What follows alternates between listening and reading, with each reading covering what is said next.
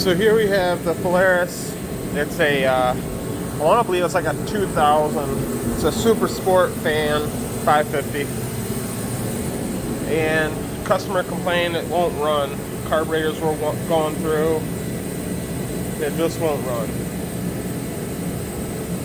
So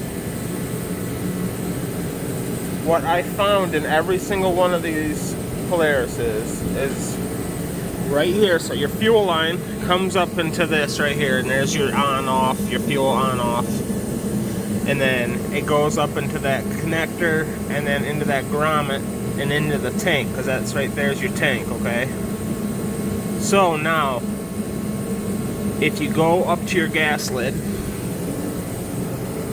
and take it off, and then you look down in here, we're gonna try and see if I can show you guys.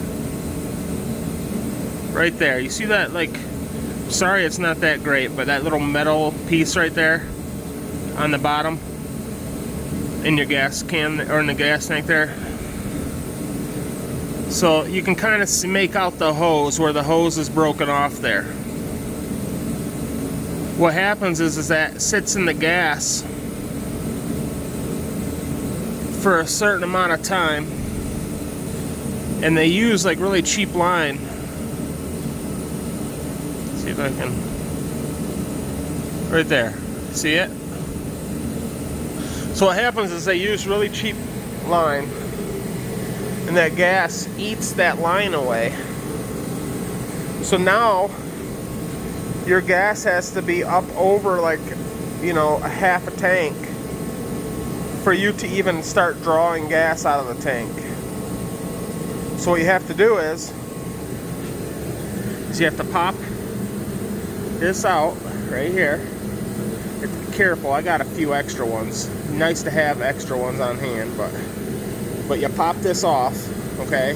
Take you like a body panel rivet kit, like the screwdriver thing.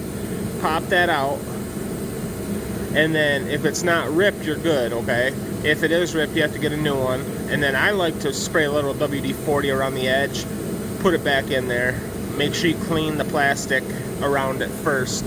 Make sure you get a good seal. And actually, you could actually use like dielectric grease or something, and just slide it back on there, and then you're good. But what you got to do is you got to put a gas line, probably about, I like to use around 18 inches of line, and then you take and get you one of these right here. Let me show you guys. Switch you around here, so get yourself one of these here. If I have one. If I have one, I know I got one.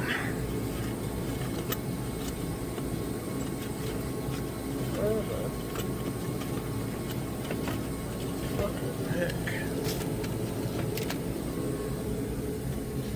Right here.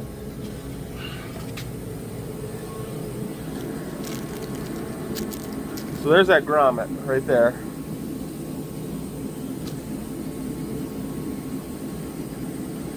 Get you a fuel line filter,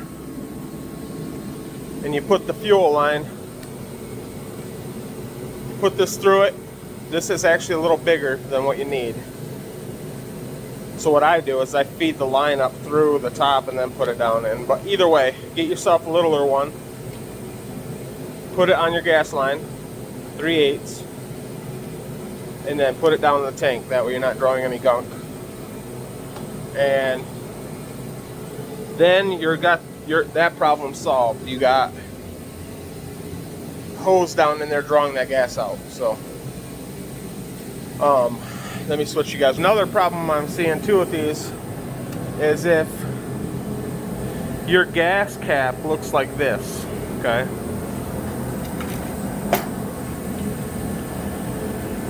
So it's sitting all season like this, and some people, like this guy, they don't use covers or nothing. It sits outside. And what happens when it rains?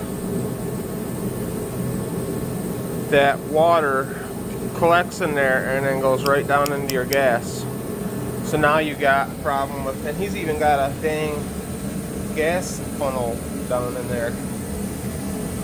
But what happens is that gets gas or water in your gas. So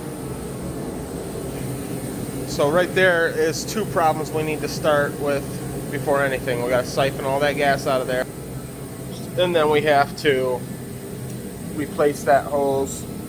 And I'm gonna, to be thorough, I'm gonna clean the carburetors and make sure that they're good. So, but yeah, guys, I just wanted to show you on these, and I ran into this on several other snowmobiles too, you know, like the older Skidoos, Articats, you know, they all use the same process. So